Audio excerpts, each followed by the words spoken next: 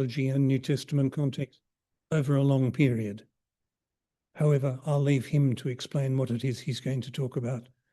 And thank you, Don, for contributing as well. And thank you, Chris. Thank you.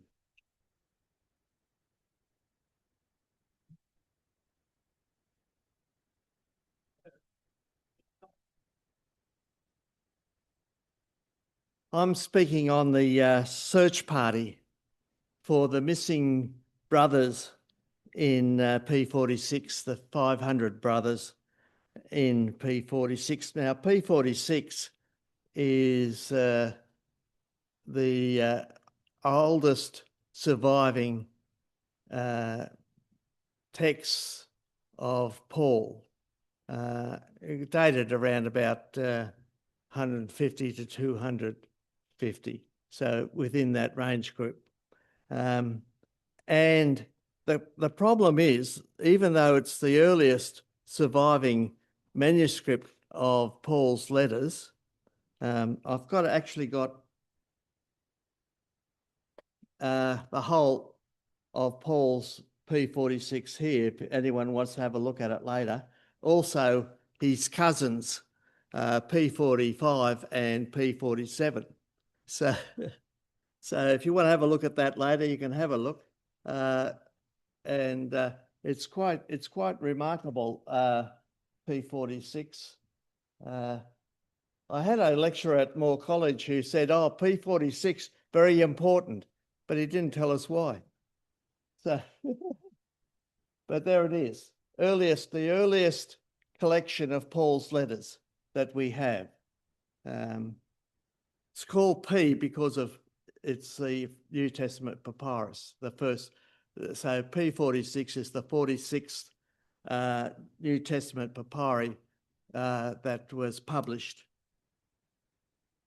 So we're looking for these brothers who have gone missing in P46. And the question is, can we restore them with confidence? So if we have the next slide. So this is where they were missing. And you can see down here, that's the part that's missing. I mean, I think probably most of the pages in P46 are missing this section here, and I think that's probably where they turned the page, and so having turned the page over time, it just tore off, and so the words in red is what's missing. So can we restore it with confidence? And it's important because this is the earliest, as I said, manuscript of Paul's letters. So on our hunt to find the missing 500 in P46, we encounter 3 witnesses who knew them. So they came forward. The first one is Codex Vaticanus. Codex Vaticanus is early 4th century. It could be the earliest complete Bible that we have. Very early, in 350 or something like that. And it contains 1 Corinthians 15 verse 6, where this phrase about the 500 brothers being witnesses to the resurrection of Jesus occurs. And this is the earliest complete witness for that verse.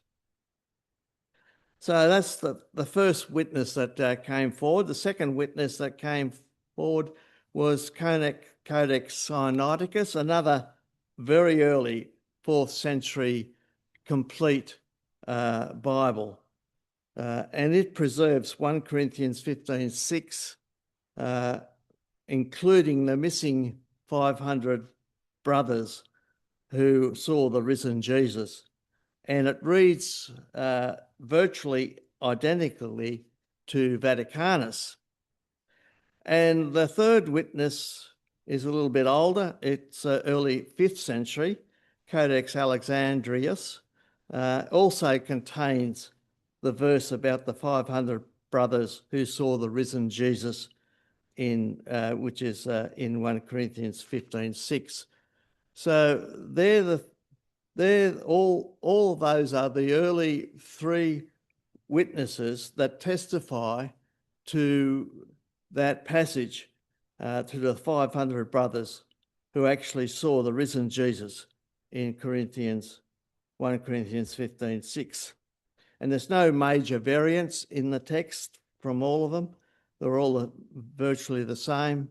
No serious disputes over wording, and universally included in the manuscript tradition. So in 1 Corinthians 15:6, it's a stable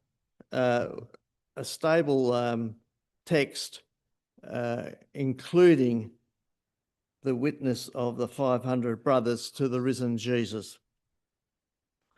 But there's more witnesses who have come forward in our search for these missing 500 brothers in P46.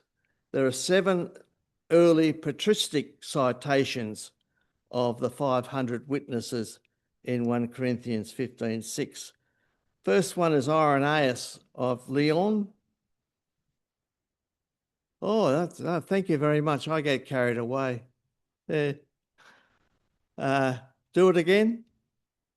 Where am I now? Oh, yeah, third witness. Here we are. There, that's the whole lot of them, those 3 witnesses. All right, just let me know if I forget to move them on. I'd forget my head if I wasn't screwed on. So, as my wife will testify. Irenaeus of Lyon, around about AD 180, very early, in his work against heresies, he has explicit references to the resurrection appearance, including the mass witness tradition of the 500 brothers. And so he says he was seen then by more than 500 brothers at once. And he's clearly citing 1 Corinthians 15, verse 6, almost verbatim. Press the button. Early patristic citations again. Origen has come forward and he says, yes, I know that verse. I've seen it.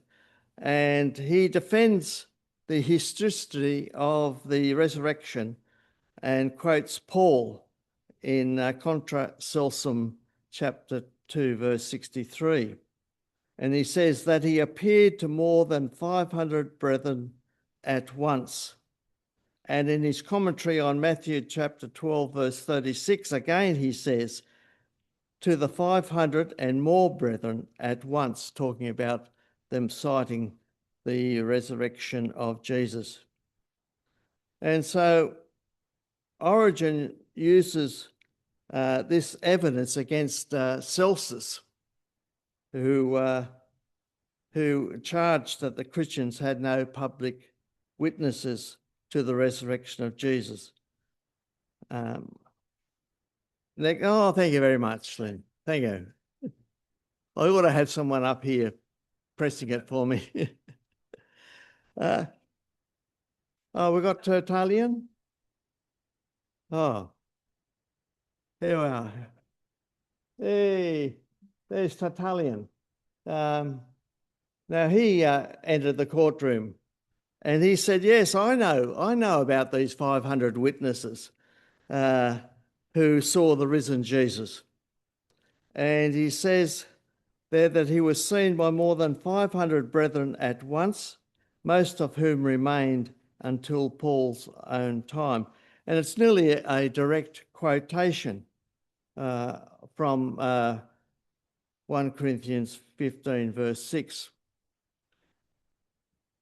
Then we have Clement of Alexandria, around about 200 AD,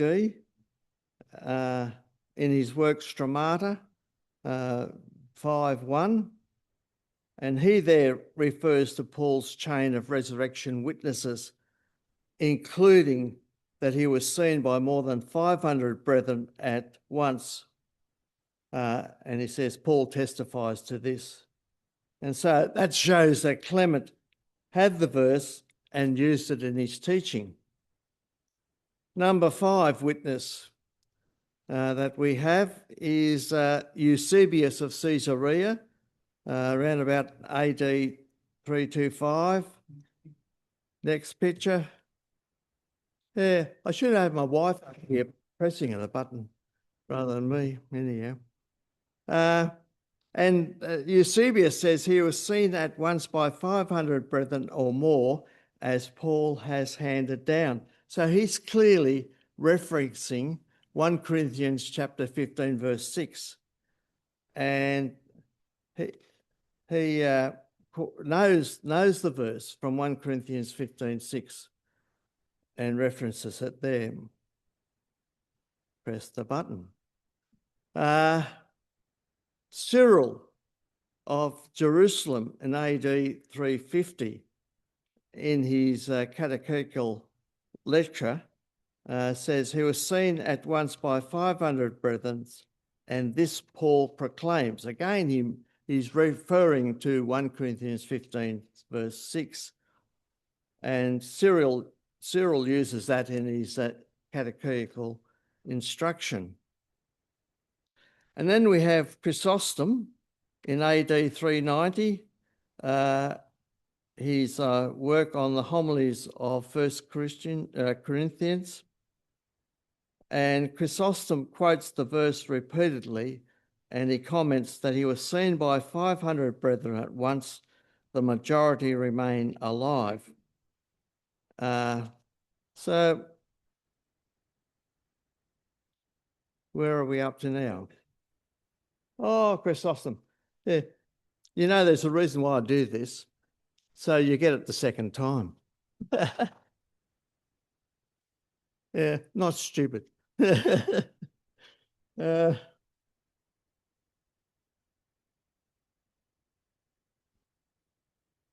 So if we stop and gather some of the evidence in our search for the missing 500 brothers in P46, we see, first of all, that the 500 witnesses statement is widely attested geographically. Gaul, Egypt, Rome, North Africa, Jerusalem, Antioch. And it's quoted from the 2nd century onward. Irenaeus was the first in about 180 AD. And all early fathers take up the text and they treat the 500 brothers as literal historical witnesses. And several major figures that we've seen uses the verse apologetically against critics. And this shows that long before the great manuscripts that we've just seen, Sinaiticus and Vaticanus, which include the missing lines, the text of 1 Corinthians 15:6 was known, quoted, accepted, and doctrinally foundational. So it's pretty clear that we can confidently restore the missing 5 brothers in P46. Firstly, because of the above witnesses that we've seen, and secondly, and most importantly, there are the right number of missing lines in P46 to do so. And thirdly, the missing text that contains the 500 brothers flows on to the next page on P46. This is page 100 and where are we? this is page 110. Page 111 is where the verse flows on. And you can see there on the bottom of one, so on the bottom of on the bottom of page 110, it says, and that he was raised, and then there's in the red is missing. But on page 111, if you can see that, on the top of page 111, it goes on to say, from he appeared to Cephas, and then there's all this break, and then it goes on to say, are alive until now, some, but have, died. So you can see that it fits into that section there. So we can have great confidence that the lost brothers from P46 have been restored to their home in P46. So thank you very much.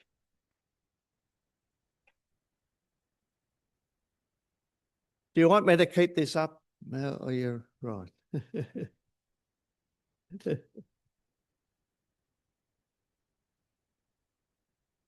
Are there any questions about the material Don has been talking about?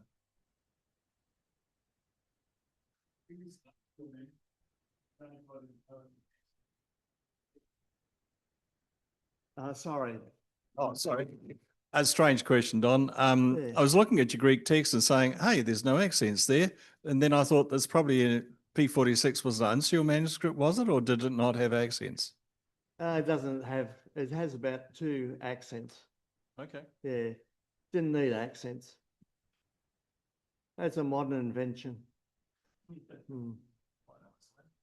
Yeah, modern invention. Yeah, and can cause confusion as well. Yeah. Just moving on from the papyrological examination, one of the criticisms of that support for 500, who Paul says is still alive, that's 30 years later. He says some. Some, well, Yeah. in that assumes an enormous age, doesn't it, given the times? I mean, the average age wasn't that long. Yes, it was. We've got a funny idea about ages in the ancient world. Some people fell over when they were 30, others kept on going when they're 80. Well, he says some. You have to, he didn't say all of them. What tends to throw people, Oh, yeah. what tends to fool people is that if you take overall statistics, child mortality makes it seem a lot worse than it was. Child mortality is where the biggest drop-off happens. If you make it to 20, you'll probably make it considerably further. And I think that's probably part of the demographic background of the answer to the question. Yeah, by the age of 5, 50% of children in that age bracket have died. But once you get through all that, you can live to an age of 80, some even 90. Yeah. I don't want to steal the questions. Does anybody want to come before me?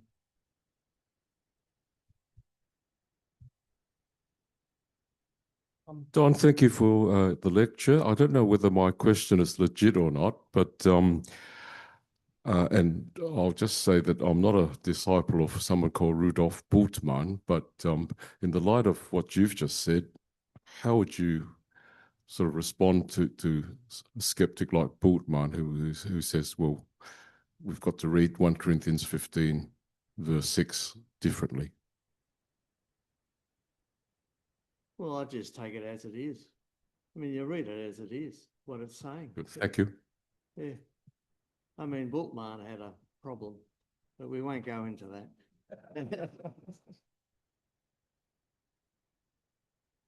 Thank you so much. I do have the same problem as Bultmann, actually. How do you understand the number 500? Is it exact? Is it a roundabout? Second, He says 500 oh, does he? Okay, good. And I don't know if the same language is in the 500 zombies who came out of the grave at the after the crucifixion. Is that also exact or a roundabout? Or Is that Matthew's gospel you're talking about? I don't know. Does it say 500? Yeah. Many. Doesn't say 500. Oh, okay. Yeah. Sorry, that's not on track either. That answers that one. And lastly, then, you obviously have faith, so you accept it as it is without question. No, You said you just accept it when, yes, yeah, so it's obviously a statement of faith. no, No? Okay. statement of ancient history. Mm. Well, then it says Paul says he received this information. How did he receive it? Was it through his vision, like he received the gospel in the encounter on the road to Damascus, where he seemed to have got all his revelations? He doesn't say how he received it. But I should imagine that the early Christians would have enlightened him.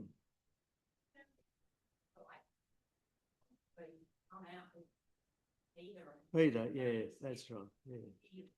Yeah. Yeah. Okay, thank you.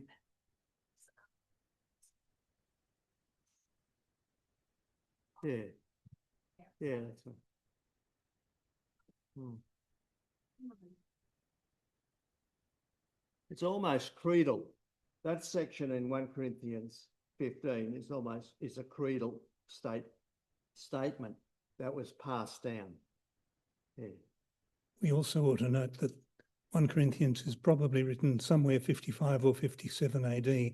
So it's actually just over 20 years after. There's time for some of them to still be alive without any real problem. Hmm. What's more difficult to know is how the Corinthians are meant to check.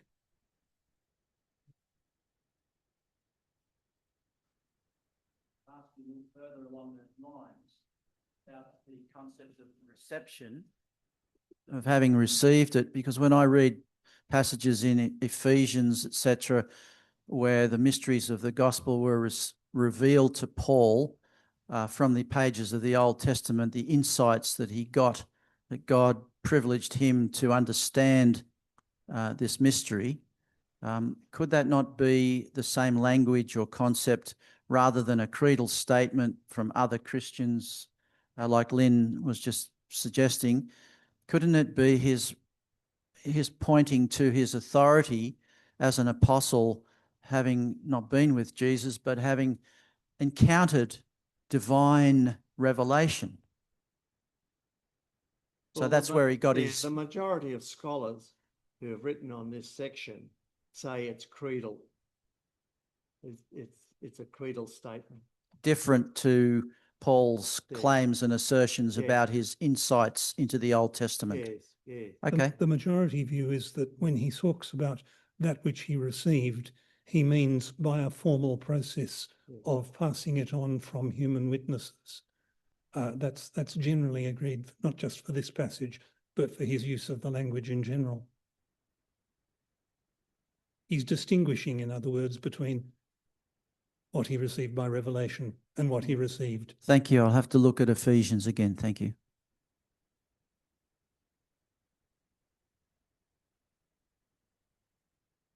Well, thank you, Chris, for being here by my side, That's fine, bro. bro. If I can just sum up, the important question is, if the earliest known manuscript of Paul's letters doesn't have the 500 in it, does that disqualify the 500? And the answers would appear to be 2 points. Number one, everybody else has got them. Yeah, that's right. Number That's right. two, they're in a part of the papyrus you would expect to be damaged. So it's really not terribly surprising. And the bit that's missing is about the right size. Yeah. Next question. And yes, well, and you've got to remember who's writing it too. Paul the Jew. Sorry, could you explain that? Well, Paul is a Jewish Christian. Yep. A Pharisee who hated the Christians and got converted. And who would have known all about passing on of teaching and That's tradition. right. Yeah, yeah. Yeah. Well, ladies and gentlemen, thank Don very much for his explanation. And in 2 or 3 minutes only, it will be time for morning tea. But who knows? Perhaps it'll be waiting for us anyway. Yeah. Thanks, Chris.